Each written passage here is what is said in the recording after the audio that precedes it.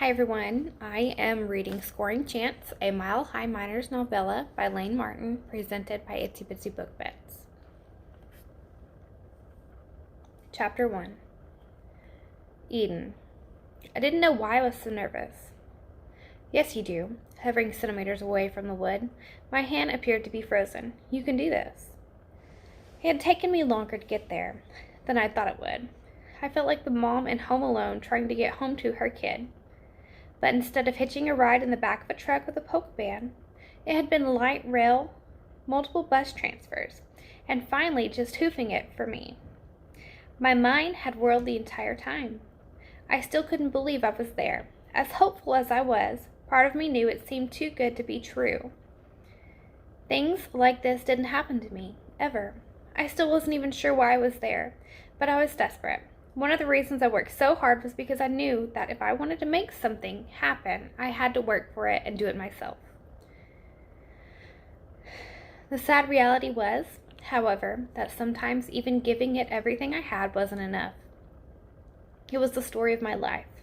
I worked so hard to get so close to having everything I wanted, only for it to be taken away from me at the last minute.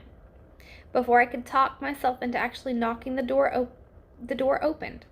A giant man stood within the threshold, but I wasn't sure if I should be focused on him or the small child hanging off his arm like a monkey.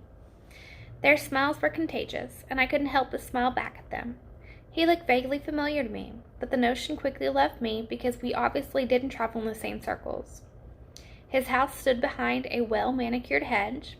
I lived behind a dumpster. "You're late.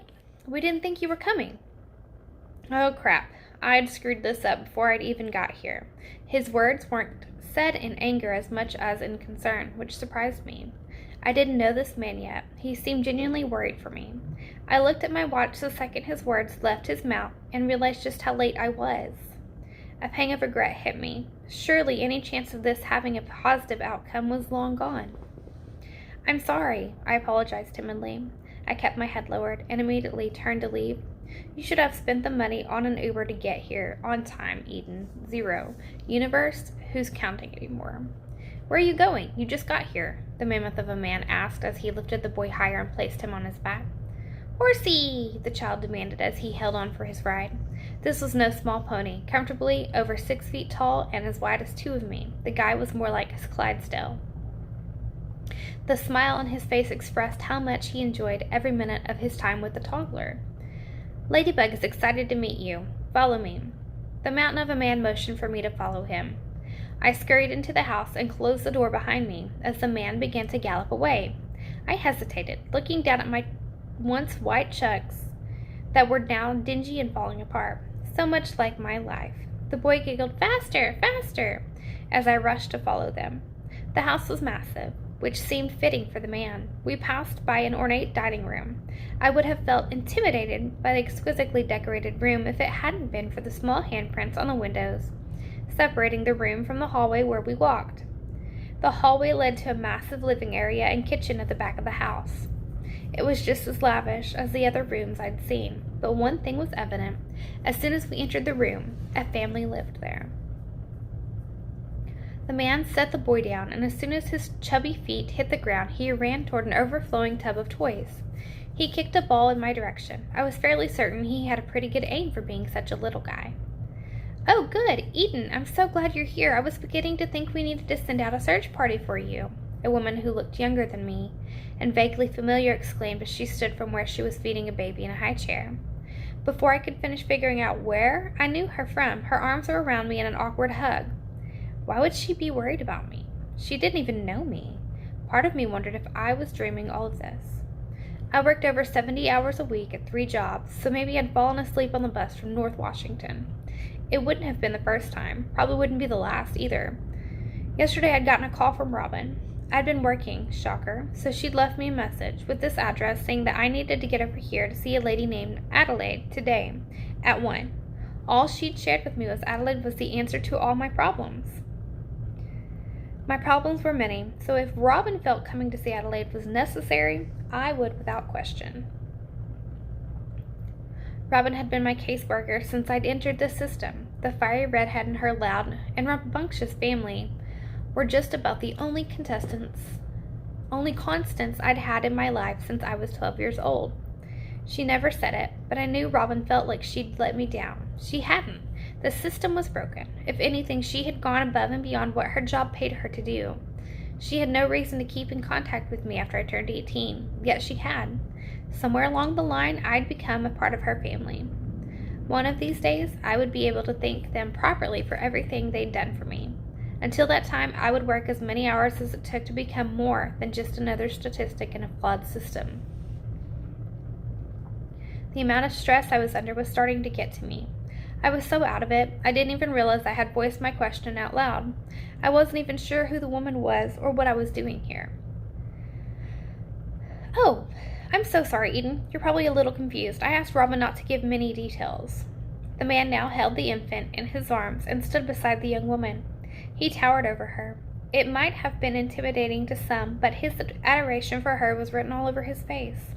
He kissed the top of her head and stated he would take the kids upstairs and put them down for a nap before he left for practice. He scooped up the little boy, and the woman watched him dreamily as he climbed the back staircase with the child in each arm. I envied the way she looked at him, maybe because it was the same way he looked at her, like the sun rose and set with her. Nobody had ever looked at me like that. For a second, I wondered what it would feel like to have someone. "You don't need anyone, Eden." It was a truth I'd learned eons ago, one I vowed never to forget. "I seem to have forgotten my manners. I'm Adelaide Fraser. Robin has told us so much about you." She offered me her hand. She had a slight accent, and I wondered where she was from, and how she could help me. "Please, take a seat. Can I offer you some sweet tea or something to eat?" She seemed nervous, which was odd, since I was the one who had been summoned here. I took a seat on the comfortable sofa situated in front of the large fireplace. Jesus, how many fireplaces does this place have? I noticed another one in the dining room I'd passed by earlier. I was thirsty, but more than that, I was hungry for answers, so I declined. She joined me on the couch. We sat in an awkward silence for a moment before the man reappeared, this time in mile-high miner's athletic gear. It registered immediately who he was. "You're Boom Boom McGill," I blurted out as he bent down to kiss Adelaide goodbye. He was the captain of the Miners, the local professional hockey team. His games always streamed from the television at the bar where I worked. Just one of my jobs. I felt like an idiot for not recognizing him sooner. He was practically royalty around here. If I hadn't been so exhausted, I might have realized who he was sooner and remembered the recent shocking announcement of his engagement to a young widow with 2 small children. It was all the talk since he had been known to be a bit of a player. McGill being off the market was big news. If I remembered correctly, her late husband's family had a big church with lots of very strict rules. That was why I recognized her. Barrett and Adelaide's love story had been plastered all over the place. It was then I noticed she was wearing cute capri pants. From what I remembered reading about her, pants were a big fat no-no in her previous life. It seemed like the young mother of 2 was now living by her own set of rules. I was tempted to give her a high five. Instead, I kept my hands clasped together in my lap. "Just Barrett," he pleaded. "I'm happy you're here. We'll chat more later." I was so puzzled. Why did Barrett McGill think I would still be there when he returned later in the day? Even more than that, why did I want to be? I didn't know these people. I had another job to get to, and I couldn't afford to be late and get fired.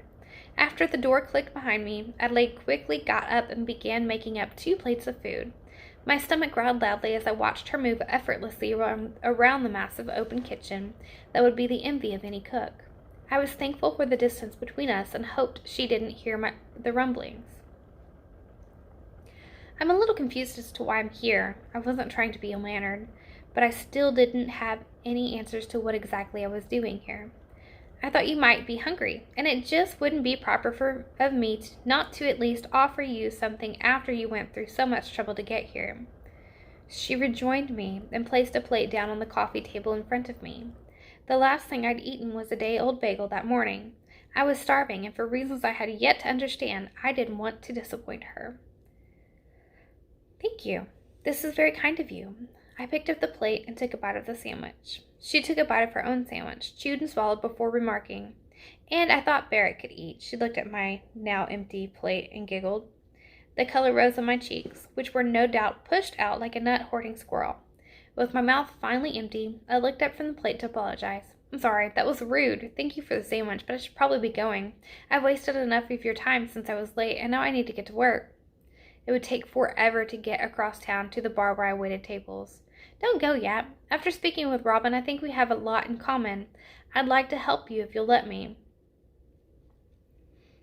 What in the world could I possibly share with Adelaide? Besides our ages, we were nothing alike. She lived in a giant house. I lived in a drafty trailer. She had a gorgeous fiancé and 2 beautiful kids. I was single and planned to stay that way. Adelaide seemed to have it all. Meanwhile, I had an empty refrigerator and was afraid I wouldn't be able to finish my last year at DU because the scholarship I depended on to pay my tuition just fell through. Reality was a bitch. I couldn't go to school and continue to work 70 hours a week, too. Without my scholarship, everything I had been working toward slipped further and further out of my reach. My life was one giant whirly after another, leaving me dizzy and constantly off balance. I'm sorry, I don't understand why you think we have anything in common, and why on earth would you want to help me? When my voice was etched with anger, it surprised us both. I regretted my words immediately. Adelaide had been nothing but kind to me, but I'd acted like a jerk. She didn't deserve it. My life was a mess, but it wasn't her fault. Sometimes I wish I were more like you. Oh my, I'm screwing this all up. What I mean is that I wish I could say whatever I was thinking like you do. Lord, that didn't sound right either. She wiped away the tears that had filled her sad brown eyes. The last thing I wanted to do was to hurt her feelings any more than I already had, but I still couldn't grasp why Robin had insisted that I come over here. I looked down and toyed with the napkin in my lap as I admitted. Nobody has ever wished they were more like me. Tears began to form in my eyes too, which surprised me. I hadn't cried since I was 12 years old, the night I watched my mother get loaded into the back of a police cruiser in handcuffs. It was the last time I saw her. It was also the last time I had allowed myself to cry until now. I aged out of foster care too, Adelaide blurted out before continuing. I didn't think I had any choices. I might have been an adult in the eyes of the law, but for heaven's sake, I was just a kid without a clue in the world. Maybe we did share something after all. I couldn't imagine my life without Robin and her family. I wondered all the time where I would have ended up without them. The images my mind dredged up weren't appealing, which made me wonder what Adelaide had endured to seemingly have it all. Adelaide told me her story while the children napped. I learned that we did share many childhood experiences. I was humbled that she had withstood so much, and yet she wanted to be like me. She said that my story inspired her, and she wanted to help me with my education expense and provide me a place to stay for as long as I needed it. She showed me the finished apartment over their massive 3-car garage and handed me the keys without batting an eye. Adelaide wasn't just the answer to my problem, she was a dream come true. She was the winning lottery numbers and the pot of gold at the end of the rainbow. What's the catch? I asked, knowing stuff like that didn't just happen. Not to me, anyway. I learned she'd been the beneficiary of her late husband's generous life insurance policy, and she wanted to use it to help women in situations like hers get a college education after going out of the foster care system. I didn't know if I deserved her generosity, but I sure as hell wasn't going to look a gift horse in the mouth. No catch. I only asked 3 things. 1, no drugs. She didn't have to worry about that with me. Drugs had ruined my life once already. 2, no overnight guest. I knew it might seem a little hypocritical since Barrett and I aren't married. She struggled with what to say, so I jumped in to put her out of her misery. No booty calls. Got it. I can promise you that won't be an issue. Between work and school, I didn't have time to think about dating. Not to mention I lived in a 400-square-foot trailer, so although I didn't technically share any walls with the neighbors, I had no privacy. Adelaide blushed scarlet when I asked, "What's the third?" Pay it forward when you can. Both of us had ended up in a system that let us down when we turned 18. We both knew all too well how damaged the current structure was. Her request wasn't one she even had to make. It was something I was already planning on. The career path I was seeking with my education was one that would allow me to do what I could to help other kids who were just like us. I can do that, but I need to do more. Her 5-month-old daughter, Ivy, was in her arms, and Levi, her rambunctious 19-month-old son, was getting into anything and everything he could in the apartment, which was bare other than some minimal furnishings. Okay, minimal wasn't the right word because it was all brand new and much nicer than anything I'd ever had before. I grabbed Levi and carefully flipped him upside down. He instantly started laughing. You're busy making wedding plans, and your hands are full with these two. Let me help you around here. Her eyes lit up with my offer. You've got yourself a deal. Our smiles only lasted briefly. I righted Levi, and he had a funny look on his face. What's that smell? I scrunched up my nose and looked around the apartment for the source of the foul odor that filled the air. You're on diaper duty, Adelaide laughed and waved her hand in front of her face as if to clear the stench, before walking down the stairs with Ivy. Good Lord, what are they feeding this kid, and what the hell did I volunteer for? Thank you.